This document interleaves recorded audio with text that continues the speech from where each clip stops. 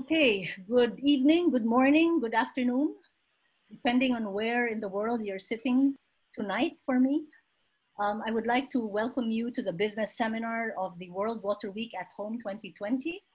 The subject today is how business prepares for short-term shocks and build long-term resilience to climate change. It is co-convened by CWE, the CEO Water Mandate, and the World Business Council for Sustainable Development. My name is Mai Flor, and I am a member of the Scientific Program Committee of the World Water Week.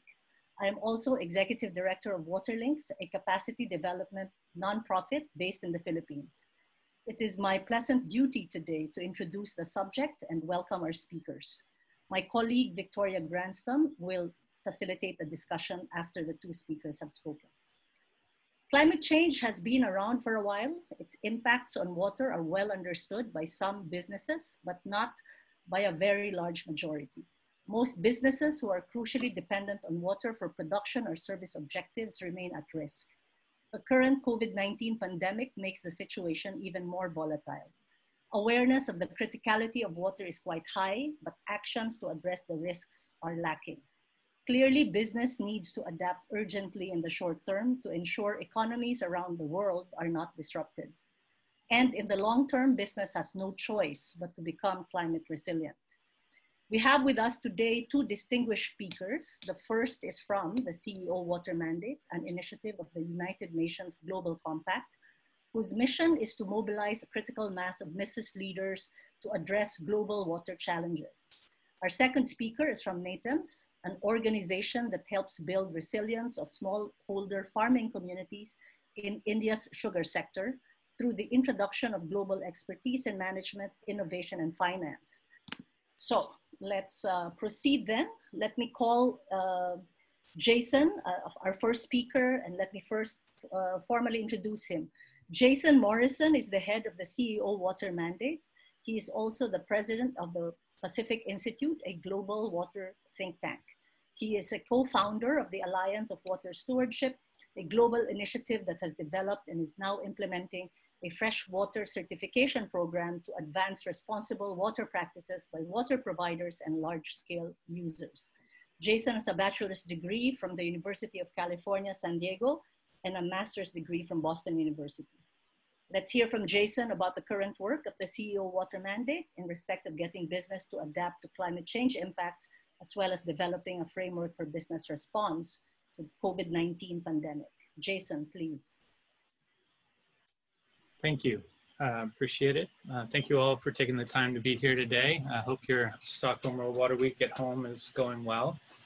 I have an interesting task of speaking to a fairly wide range of audiences. There are a number of businesses on this call today that are CEO Water Mandate endorsing companies and will know well some of the work I'm going to speak of. And then there's a large audience as well of a nonprofit and government agencies that may not be as familiar with water stewardship generally. So I'm going to try to thread the needle here and speak to this wide range of audiences to the best of my abilities. So first, a few remarks about the CEO Water Mandate. What is it? It launched in 2007 as an initiative of UN Secretary General Ban Ki-moon. It is a partnership between the UN Global Compact and the Pacific Institute.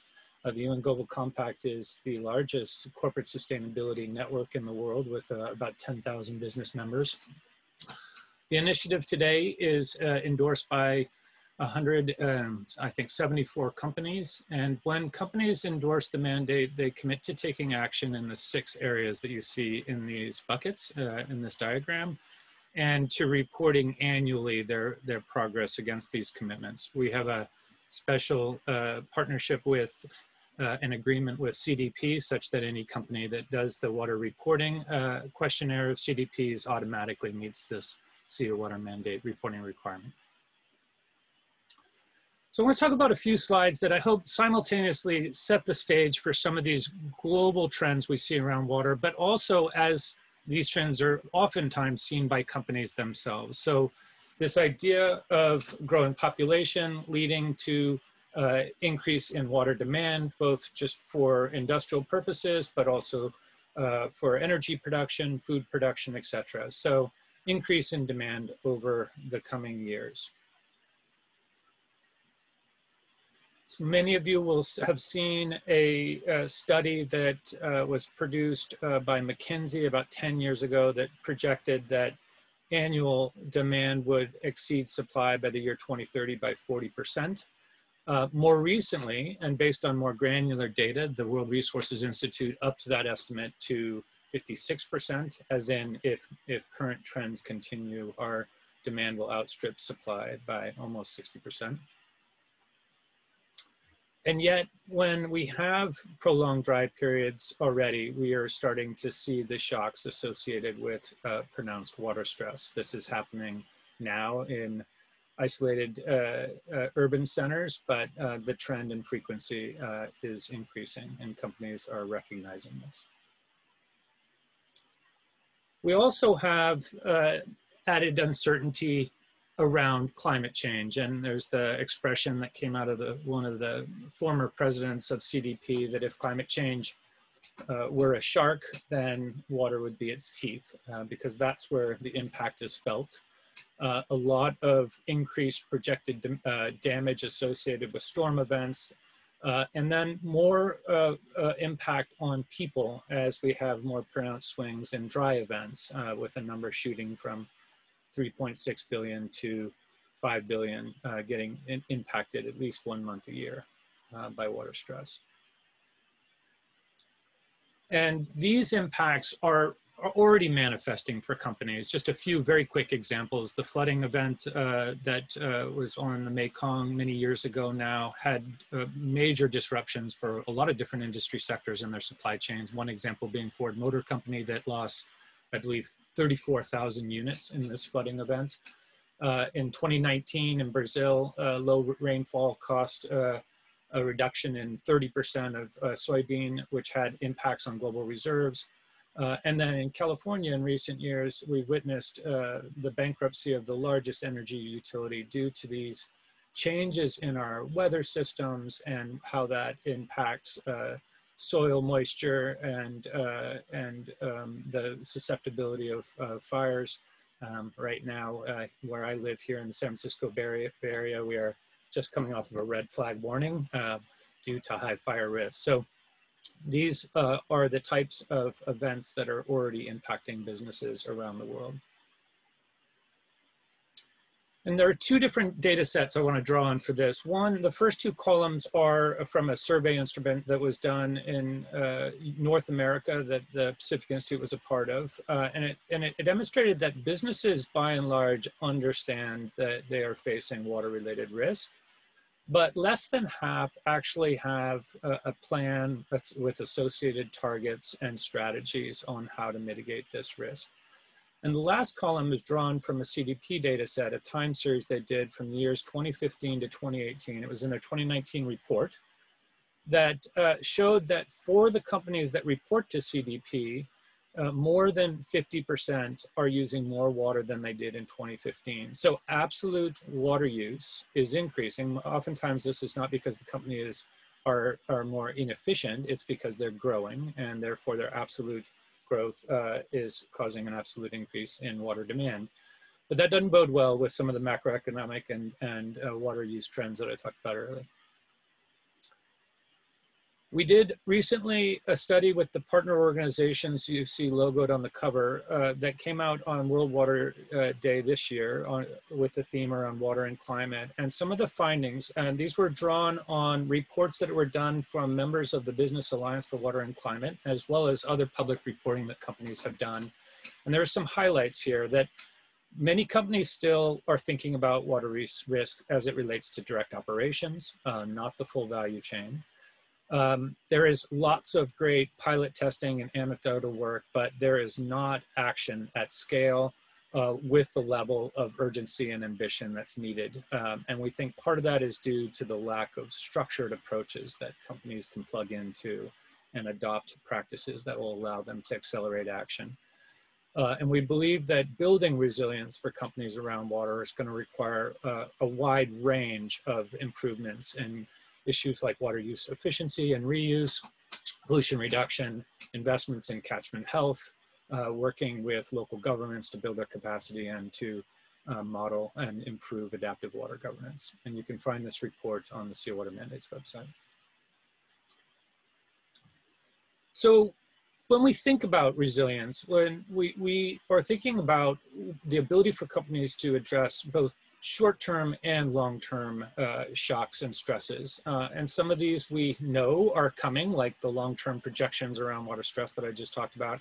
Some are more of a surprise and are acute short-term shocks like COVID-19 that we're witnessing today. So I'm going to pivot a little bit. I'm going to talk about what is emerging in the corporate water stewardship space along these contours. The first relates to COVID-19. There's a response framework that we put in place, but this is an example of how companies can think about phased activities and approaches to address the pandemic, starting with actions that it takes up front to contain the pandemic, and then thinking longer term about investing in strategies that improve simultaneously water security and address the health and access issues associated for vulnerable communities. And then, of course, catalyzing over the long term the push towards water resilience as a society. There's also work underway to try to better define how do you account for water resilience and measure progress. This is also a consortium that has work underway that the Sea Water Mandate is involved in that is developing a water resilience accounting framework.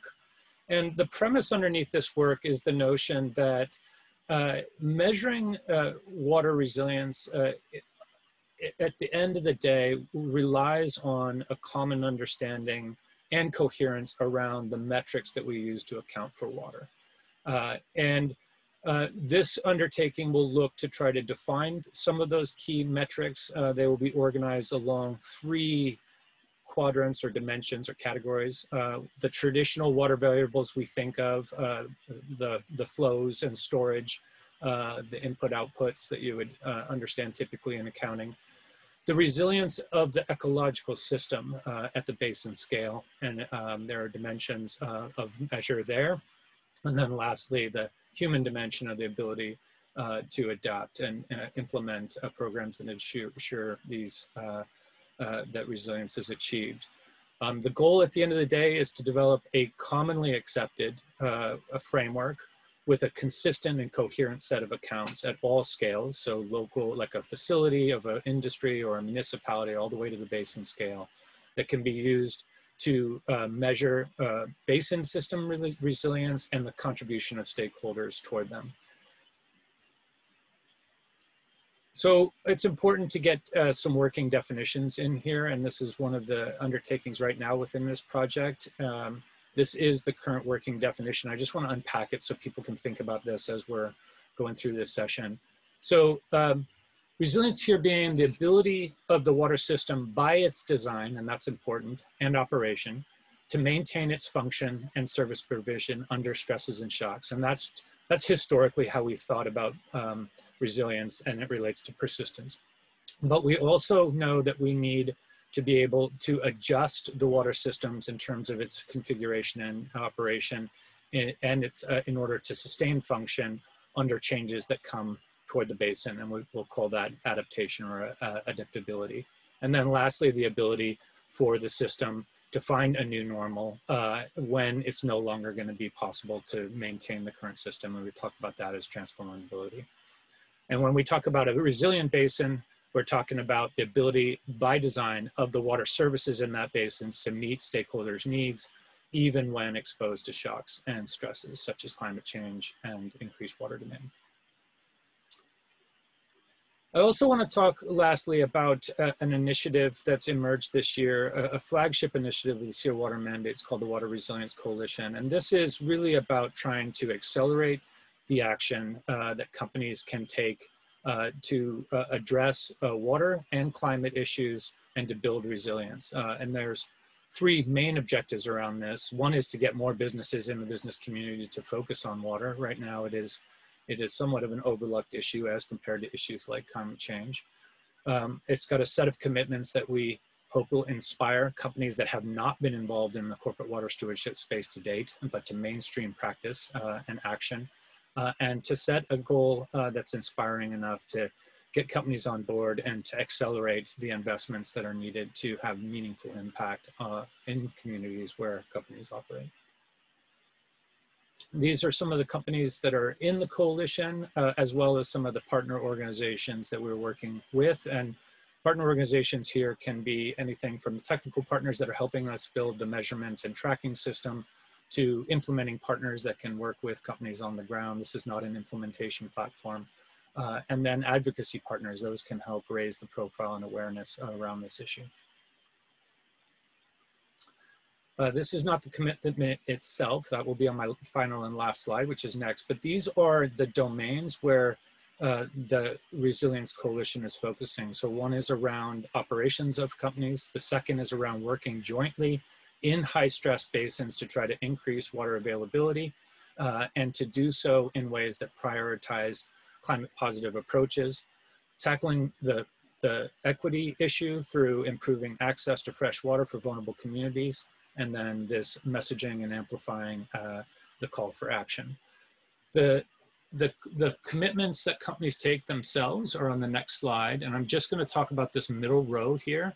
So the first is around this concept that companies are committing to have a net water positive impact in water stressed basins where it has operations, and it will do so by a combination of its own operations and collective action initiatives at the basin scale, tackling the three main dimensions of stress: water availability, water quality, and water accessibility. The second commitment is around trying to build resilience in the value chain, both supply and on the downstream side of the equation around customers and clients. And then lastly, this commitment to amplify the message and to call for action, not only within the business community, but in the public policy sphere. So those are some activities that the Sea Water Mandate has been involved in that are around building resilience and accelerating action for the business community on water and climate. Thank you, Jason. I'd hold the questions for after our second speaker has spoken. But feel free, audience, if there are burning questions that you wish to ask now, then feel free to type them into the chat box. Our next speaker is Dr. Ramnath Nandakumar, Managing Director at NATEMS. Dr. Nandakumar is a risk management specialist, having managed over $1 billion of investments over a 6-year period. He was former head of energy at Hanson, UK, a leading supplier of heavy building materials to the construction industry. He has structured innovative contracts in the energy field, the energy sector, one of which was voted best solar project in the UK in 2014. Dr. Nandakumar holds a master's degree from Cranfield University and a doctorate from City University London. He is also a member of the UK Parliamentary Energy Committee. So please, Dr. Nandakumar, over to you.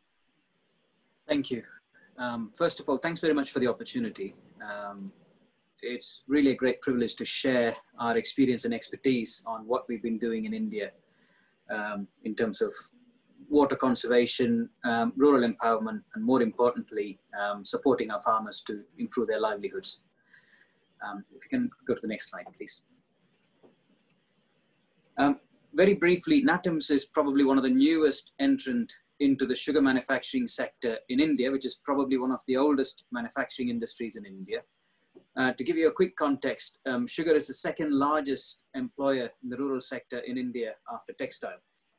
So it's quite a core part of the economic activity, not just in rural sector, but also India as a whole. India is the second largest producer of sugar in the world. It has 18% of the population, but only 4% of the freshwater supply. It has 126 million small and marginal farmers. And the way we define small and marginal farmers are farmers who own less than 2 acres of farmable, cultivable land in India. And agriculture uses 91% of the freshwater supply. Now, sugar sector in India is quite unique because every sugar factory which has a license to operate, is given a license to draw cane from a certain amount of villages neighboring the factory.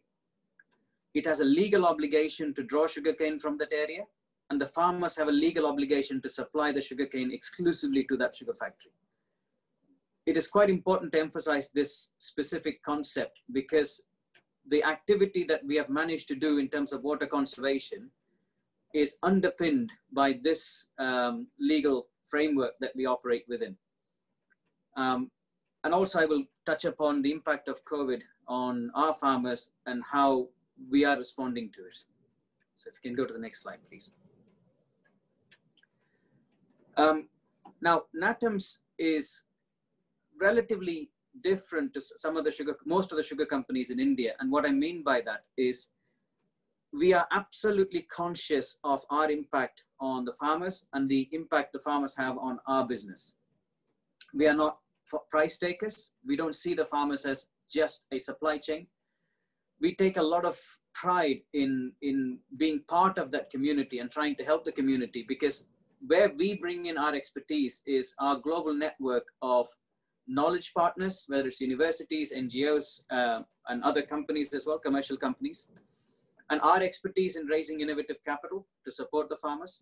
So we try and bring all these concepts to try and help farmers with this whole issue of livelihood.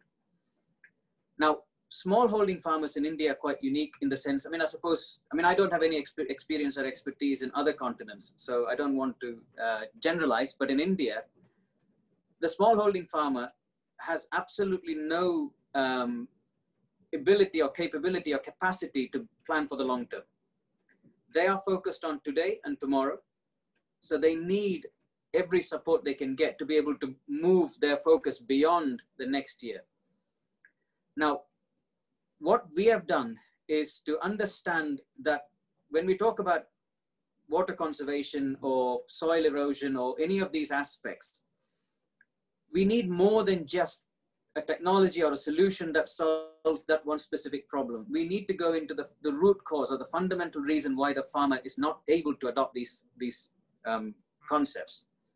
Now, every farmer, if you speak to them, they will say, okay, compared to my childhood, my borewell depth has gone by so many meters, or I can't see the water anymore, or I can only get so much water per day.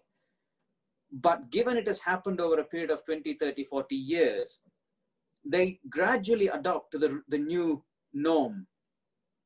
Now, but then when there is a significant shock, I think Jason pointed out that in one of his slides, Chennai had a very severe drought last year. Now, one of our factories is only about 80, 90 kilometers from Chennai. So we have first-hand experience of that specific disaster that we all faced in that city. But people see that as a localized issue for 1 year.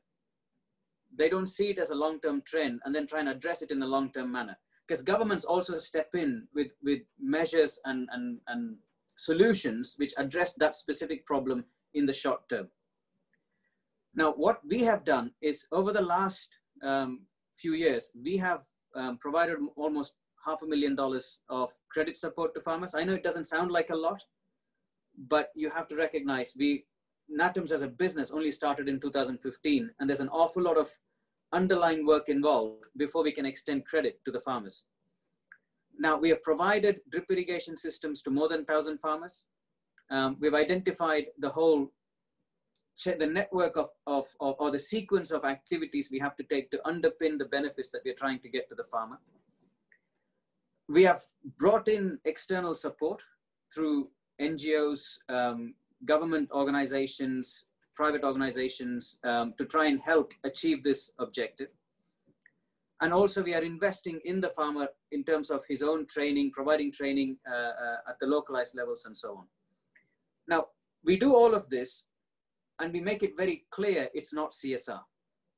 Now, we have nothing against CSR, but the reason why we have adopted this concept for our business is, unfortunately, where we operate, we felt that CSR has this whole other meaning, which is it's free.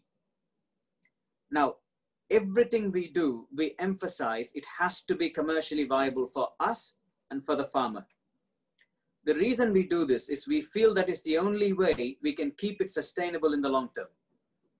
If whatever activity we do depends on handouts or some government support, eventually that support will be withdrawn. And if for most of the activities relating to water, I'm sure, as you know, are all long-term activities. They're not short-term. And for them to survive, it has to be commercially viable. And also within our business, we had to educate our own employees that this is not a freebie. This is our core business. Don't take it as CSR, take it as day-to-day operations. And that's how we have embedded this into our business. And our farmers also recognize when we come out and ask them to do something or give them tools or hardware, it's not a one-off. It's not a freebie. We expect results from it. So that's the reason why we've designed this whole framework as not a CSR activity, but a core activity. So if you can go to the next slide, please.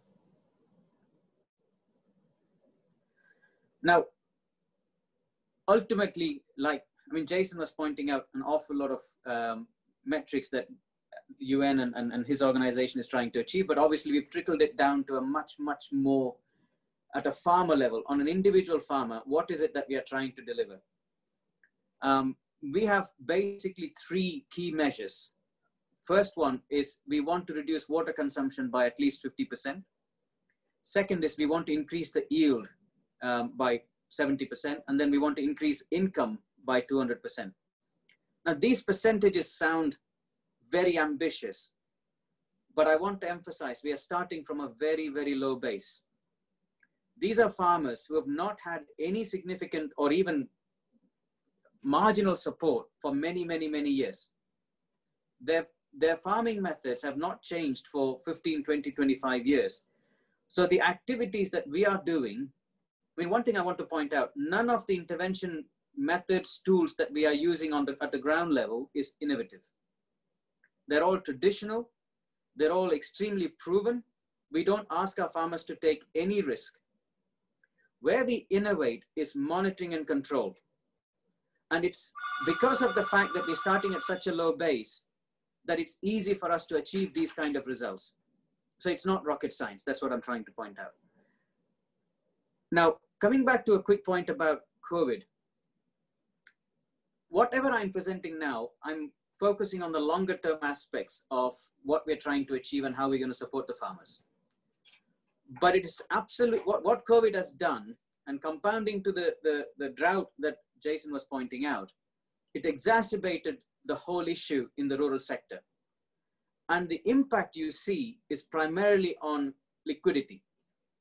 Farmers basically don't have enough access to quality credit. I mentioned quality, I emphasize the word quality because unfortunately, most of the farmers end up in a liquidity problem because they end up borrowing at a higher cost and so on and so forth. Now, what COVID did is effectively to put a brake on the whole cycle of liquidity. Now, most of our farmers are relatively okay because this is an annual crop. And the period when COVID had the most impact, there is hardly any activity going at the farm level. But in our area, there are farmers who do short-term crops, whether it's vegetables, fruits, and whatnot, which had to be picked in the summer months. Mango is a classic example. But unfortunately, they were not able to harvest the crop, and it was allowed to wither on the actual trees. And those guys, unfortunately, have lost an annual income, which cannot be brought back. So COVID has effectively magnified the whole liquidity problem and the lack of risk planning in the rural sector. I hope by taking a longer term view and the approach that we are taking, next time when there is a shock of this intensity, the farmer will be better prepared. So if you can go to the next slide, please.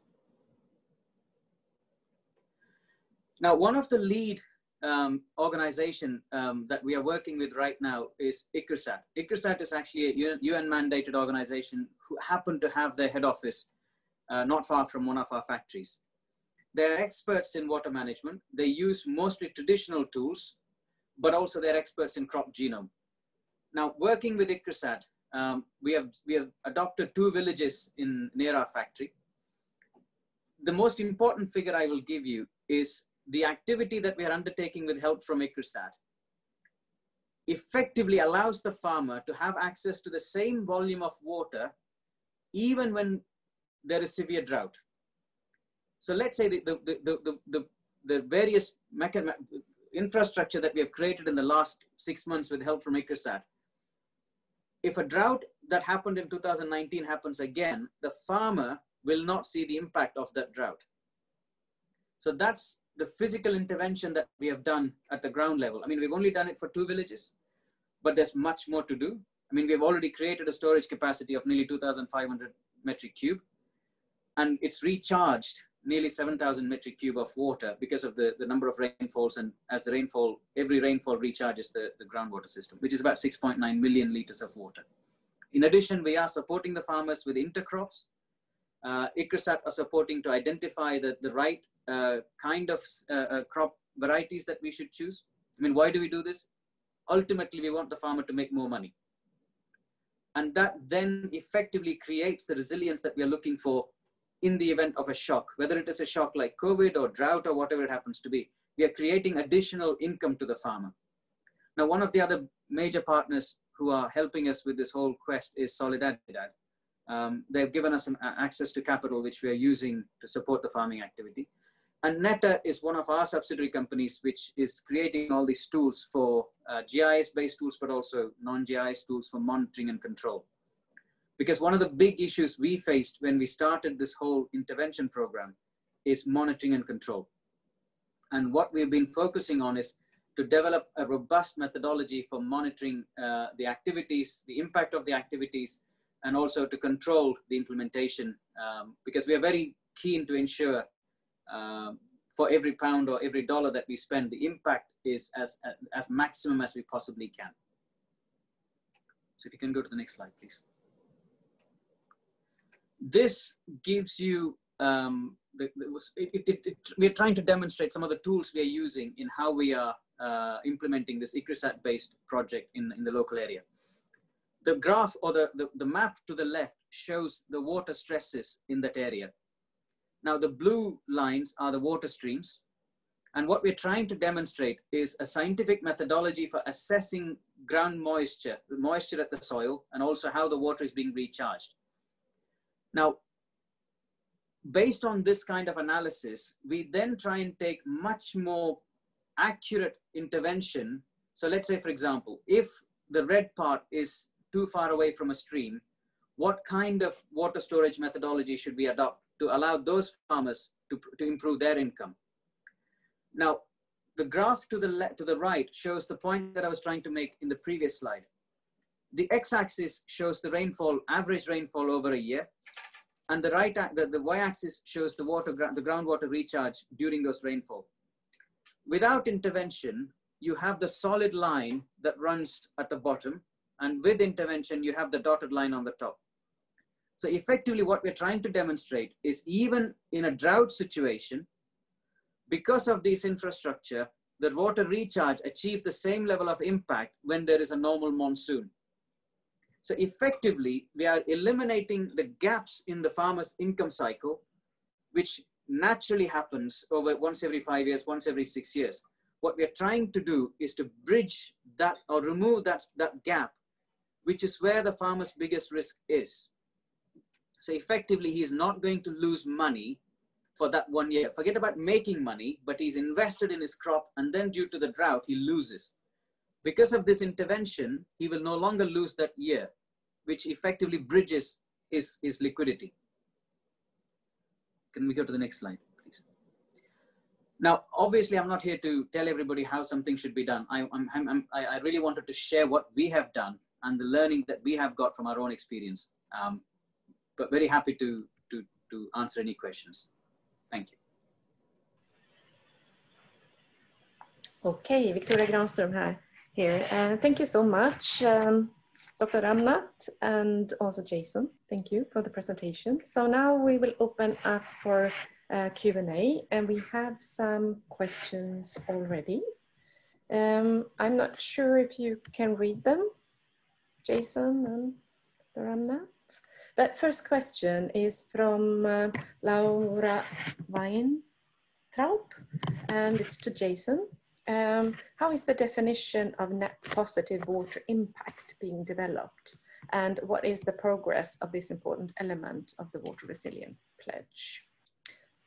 Yeah, it's a very good question. And it's one that I could attempt to answer by getting into the technical detail.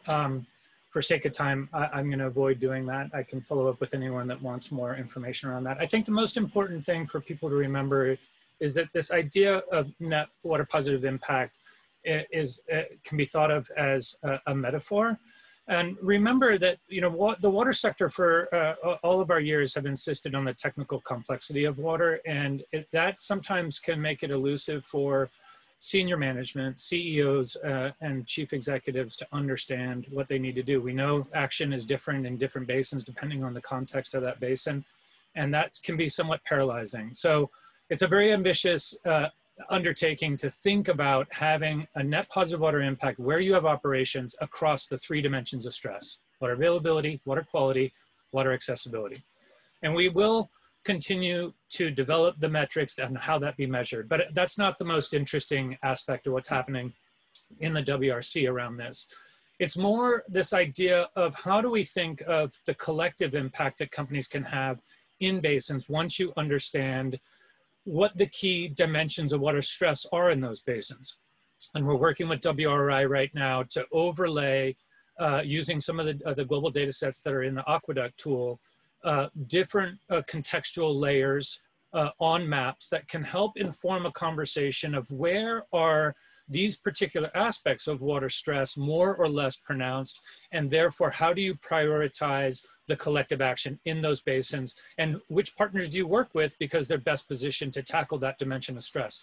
But even though these 3 dimensions of stress will have measurable, quantifiable metrics around them, as you've heard in my presentation, the idea of taking action at the basin scale is about building resilience, and it will include other dimensions that are really essential to improving water security and resilience, including water governance, ecological health, and basin health. So a lot of these collective action initiatives will be scoped around projects that will go well beyond just tackling stress, because we know that's integral to the way we think of the issues.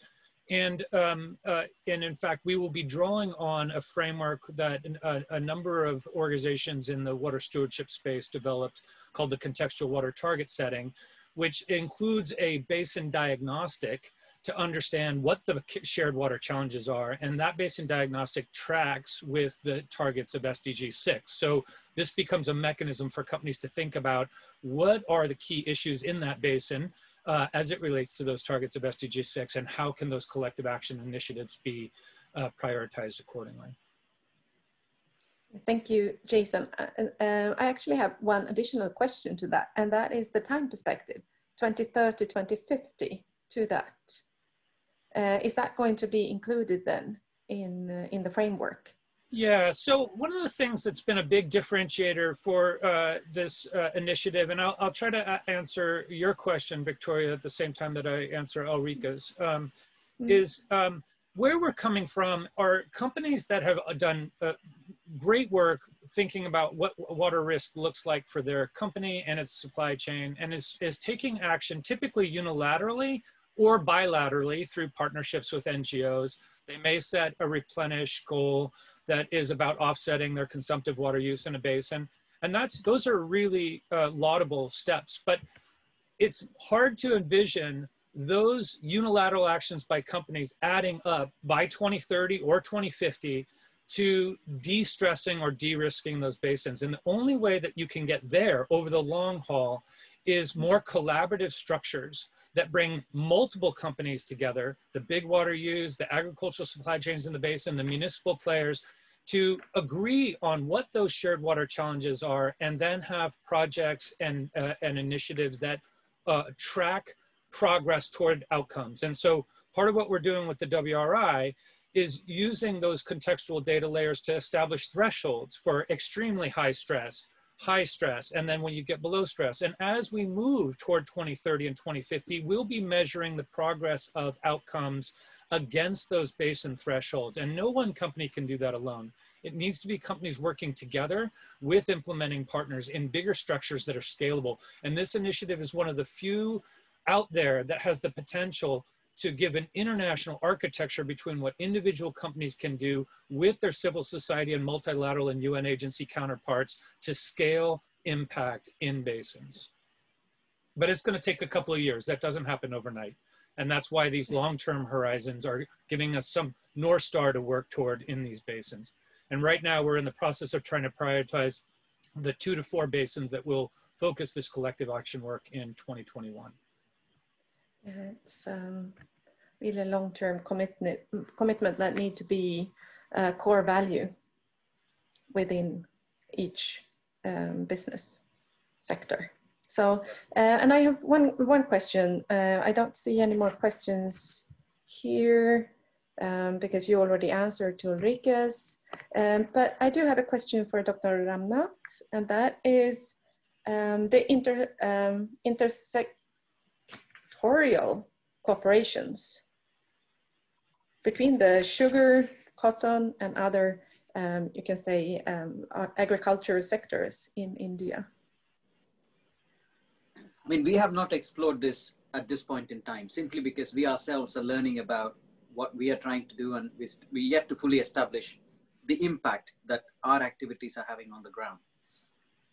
Now, having said that, ICRISAT, one of our partners, and Solidaridad, they have quite a lot of engagement with various other sectors, and textile or cotton is one of the big ones. But having said, so what they're also recognizing, one of the tools that we are developing that we feel could be useful for other sectors is the monitoring and control. Because the intervention methodology themselves, those tools are, there's nothing innovative or novel about them. It's about getting them implemented. But for us, the most important thing is, are we able to monitor what we're trying to do accurately, and then report it, and then control the activity on the ground? And one of the questions everybody asks us all the time is, if you share, I mean, one of the questions I just had is, how do we increase income for our farmers? Now, how do we increase income is one aspect, but then if I say to somebody, look, I've increased it by 200%, wow, that's a huge increase. Now, when I say 200%, I need to be comfortable and confident in those figures. And that's where we have spent a lot of time and effort trying to improve the methodology for collecting the data, ensure it is auditable, and it's properly independently verified. So to answer your question, the general principles and tools for intervention are pretty much the same, and ICRISAT and Solidaridad are already doing it. What we are developing is the whole concept of how do we get it implemented on the ground and ensure there's value for money. Yes, yeah, okay. Thank you. We need to wrap up here. So I need to hand over to Mylan. Great, thank you everyone. And I'm going to be very short because I know that we're over time already. But thank you to Jason and Dr. Nandakumar for your presentation today. I think that a couple kind of messages that have come out from the presentations and the Q&A and discussions that we've had is really that, you know, both COVID-19 and climate change has kind of really shined a light on the fact that our systems today are actually very fragile, and that we really need to integrate this thinking of resiliency into how do we actually respond to these crises in order to, in the case in India, build the resiliency for actual farmers at very tangible on the ground, but also to bring that up much further into the thinking of strategies about how do you actually integrate it into broader thinking. I think we've only started to actually start to crack this nut, to start to answer this question, to start to think about this in a way beyond the current business as usual approach of just looking at kind of the water stresses into the concept that Jason has pointed about of the much broader of how do we bounce back and build systems that actually can respond to the shocks that can be faced. This session is actually just the beginning of the conversation. The intent in 2021, given the COVID, that World Water Week was canceled this year, except for the World Water Week at home, is to dive into this concept in much greater detail in our seminar next year. During a one-day session, we'll be unpacking a lot of these concepts, looking into many more case examples to actually understand how do we actually do this, and to start to move the needle on how to build this into the future. So with that, I just want to thank everyone, and I hope that we'll see you in the seminar for next year. And have a wonderful rest of your time at World Water